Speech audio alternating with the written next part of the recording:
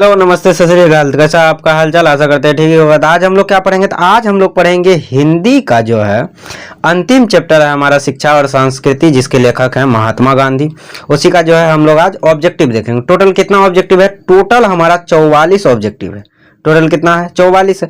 और 44 का 44 ऑब्जेक्टिव जो है ना एकदम इंपॉर्टेंट है। इससे जो है ना निश्चित तौर पे जो है जितना भी बिहार बोर्ड में आएगा जरूर इसी चैप्टर से जो है रहेगा। क्या? तो यहाँ जो हम पढ़ा देंगे वही रहेगा। तो इसी चैप्टर से सिर्फ नहीं रहेगा, पढ़ना तो सभी चैप्टर है, लेकिन जो है इस चैप्टर से जितना भी ऑब्जेक्टिव जो है बिहार बोर्ड में पूछा जाएगा, यहाँ जो हम पढ़ा रहे हैं उसी से पूछा जाएगा। क्यों सर? क्योंकि सारा का सारा ऑब्जेक्टिव जो है ना एक एक लाइन का जो है ऑब्जेक्टिव बना दिया। तो अब बताओ जहाँ से भी पूछेगा तो कोई छूटेगा ही नहीं, छूटेगा। चलिए तो आज का जो है पहला ऑब्जेक्टिव देखते हैं। पहला ऑब्जेक्टिव है महात्मा गांधी का जन्म कब हुआ था। यानी गांधी जी का जन्म पूछा जा रहा था, आपको बताना है गांधी जी का जन्म कब हुआ था। एकदम जो है सर जी पते है 2 अक्टूबर 1869 में जो है उनका जन्म हुआ था। चलिए तो अगला देखते हैं। अगला ऑब्जेक्टिव क्या है हमारा? अगला ऑब्जेक्टिव है महात्मा गांधी का जन्म स्थान कहाँ है। तो महात्मा गांधी का जन्म स्थान है पोरबंदर, गुजरात। कहाँ है? पोरबंदर, गुजरात। चलिए तो अगला देखते हैं। अगला ऑब्जेक्टिव क्या है हमारा? अगला ऑब्जेक्टिव है महात्मा गांधी के पिता का नाम क्या है। तो एकदम करमचंद गांधी, करमचंद गांधी। चलिए तो अगला देखते हैं क्या। अगला है महात्मा गांधी की माता का नाम क्या है। तो महात्मा गांधी का माता का नाम है पुतली बाई। कस्तूरबा बाई उनकी वाइफ थी यानी कन्या। तो ये जो है बिल्कुल नहीं होगा। कौन सा होगा? तो सज्जी हो जाएगा हमारा पुतली बाई। चलिए तो अगला ऑब्जेक्टिव देखते हैं। अगला ऑब्जेक्टिव हमारा क्या कह रहा है? अगला ऑब्जेक्टिव कह रहा है वकालत की पढ़ाई के लिए Mahatma Gandhi London university college कब गए थे। तो आपको बताना है कि वकालत की पढ़ाई के लिए जो है Mahatma Gandhi London university college कब गए थे। तो वह गए थे हमारे 4 दिसंबर 1888 में। चलिए तो अगला देखते हैं क्या है। अगला है महात्मा गांधी का विवाह कस्तूरबा से किस वर्ष हुआ था। यानी कस्तूरबा गांधी जिनसे इनका विवाह हुआ था तो कौन सा साल हुआ था, किस वर्ष हुआ था।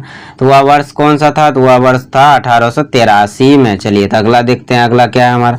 अगला है महात्मा गांधी का दक्षिण अफ्रीका प्रवास किस अवधि में हुआ था। अवधि आपको बताना है कि कौन सा अवधि था जिसमें जो है इनका दक्षिण अफ्रीका प्रवास हुआ था। दक्षिण अफ्रीका प्रवास कब हुआ था सर जी? दक्षिण अफ्रीका प्रवास हुआ था 1893 से 1914। 1893 से कब? तो 1914 में। चलिए तो अगला देखते हैं क्या। अगला है महात्मा गांधी ने अंग्रेजों के खिलाफ अहिंसा का पहला प्रयोग कहाँ किया था। तो दक्षिण अफ्रीका में ही किया था।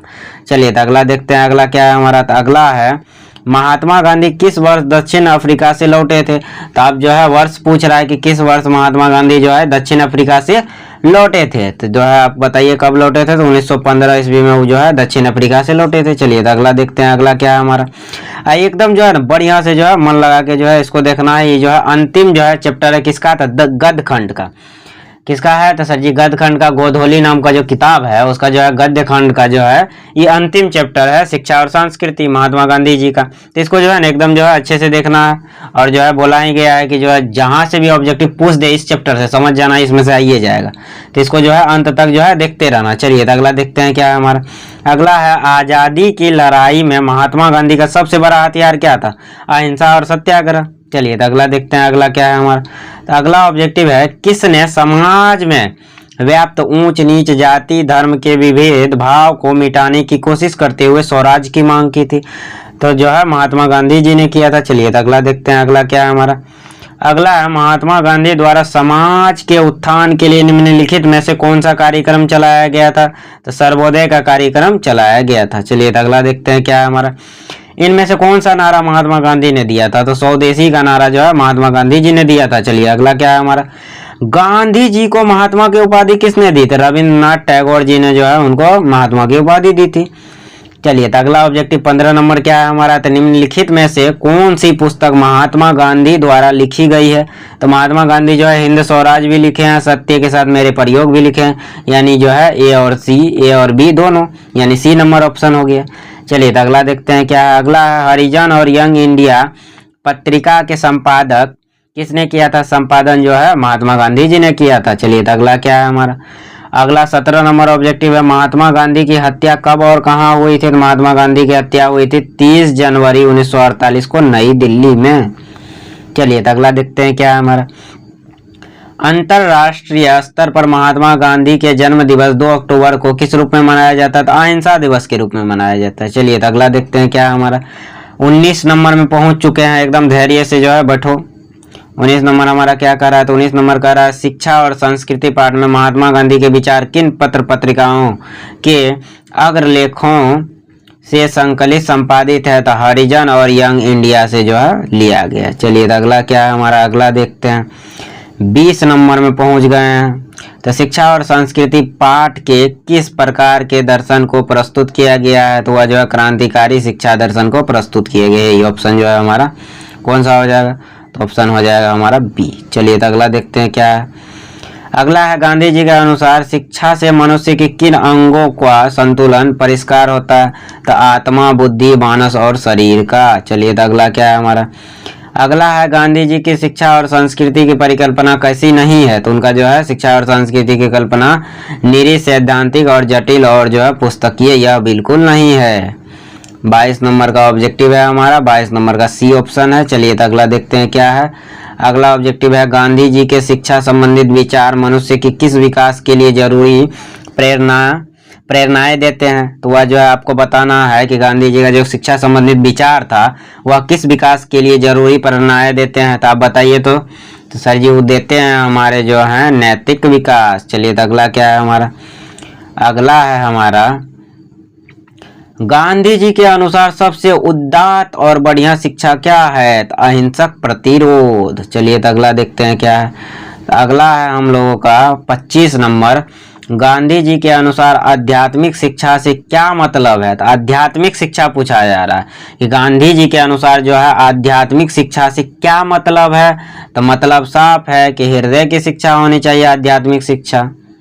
चलिए तो अगला क्या है हमारा, शिक्षा से मेरा अभिप्राय यह है कि बच्चे और मनुष्य के शरीर, बुद्धि और आत्मा के सभी उत्तम गुणों को प्रकट किया जाए। यह कथन किसका है, तो महात्मा गांधी का कथन है एकदम। चलिए तो महात्मा गांधी जी जो है कहे हैं।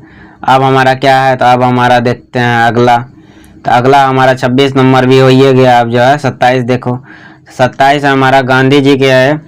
गांधी जी ने बच्चों को अहिंसक प्रतिरोध और चरित्र निर्माण की तालीम सबसे पहले कहाँ देने का प्रयास किया था, टॉल्स्टॉय फार्म और फिनिक्स आश्रम में।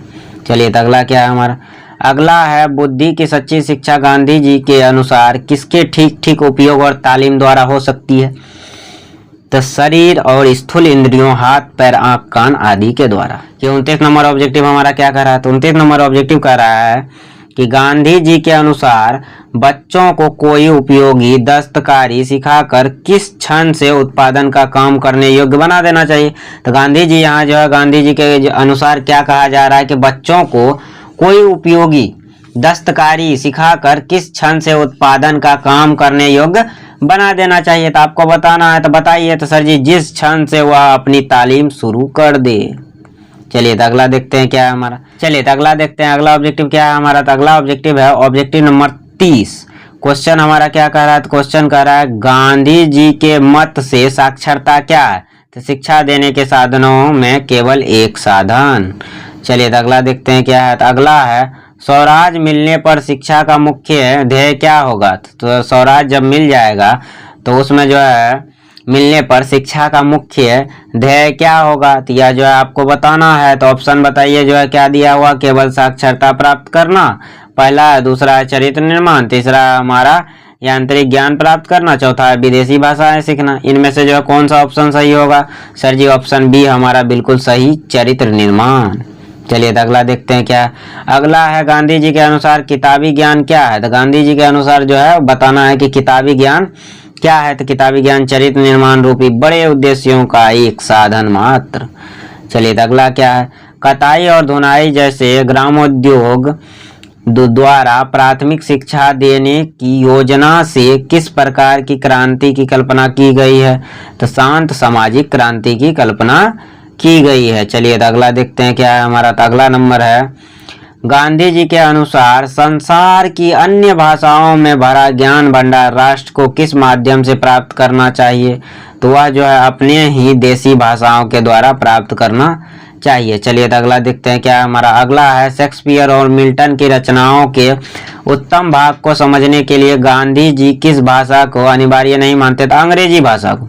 कोई सीख लो, लेकिन अंग्रेजी भाषा में जो है सब कुछ जो है उपलब्ध है। तो यह जरूरी थोड़ी नहीं कि सब कुछ जो है अंग्रेजी भाषा में पढ़ोगे। तो यह जो है आप हिंदी में भी उसका अनुवाद उपलब्ध है, तो उसी से पढ़ लो। चलिए तो 36 नंबर देखते हैं। 36 नंबर हमारा क्या कह रहा है?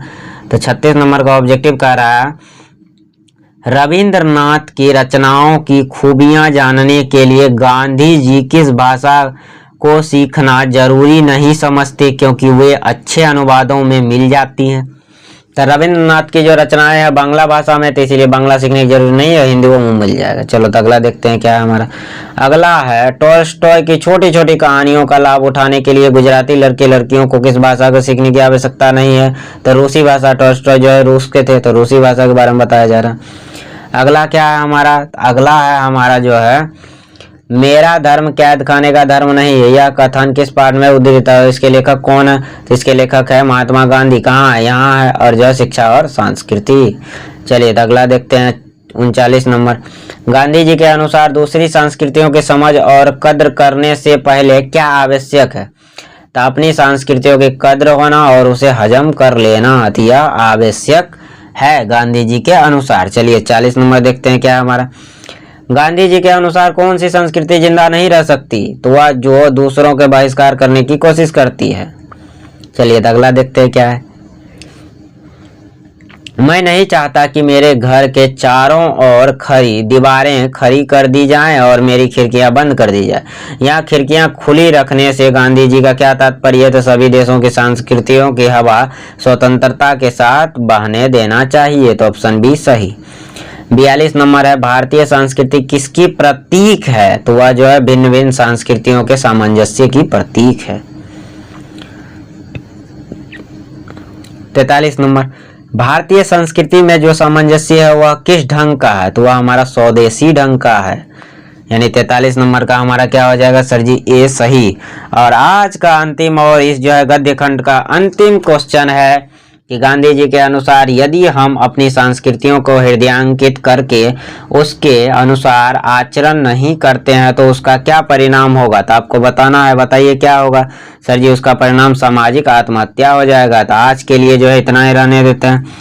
अब क्या करेंगे तो हम लोग जो है अगला काव्य खंड में प्रवेश करेंगे और एक लाइन से काव्य खंड करेंगे। इसका जो है गद्य खंड का क्या हो गया सर जी? द एंड हो गया, एकदम द एंड हो गया नहीं? तो चलिए तो अब जो है अगली क्लास में मिलते हैं। तो आज के लिए जो है इतना ही रहने देते हैं। इसका क्या करना है सर जी? इसका नोट्स बनाना है और अच्छे से रिवीजन करते रहना, पढ़ते रहना। तब तक के लिए bye bye, tata, see you. फिर मिलेंगे चलते चलते जिंदगी रही दोबारा। जय हिंद, जय भारत।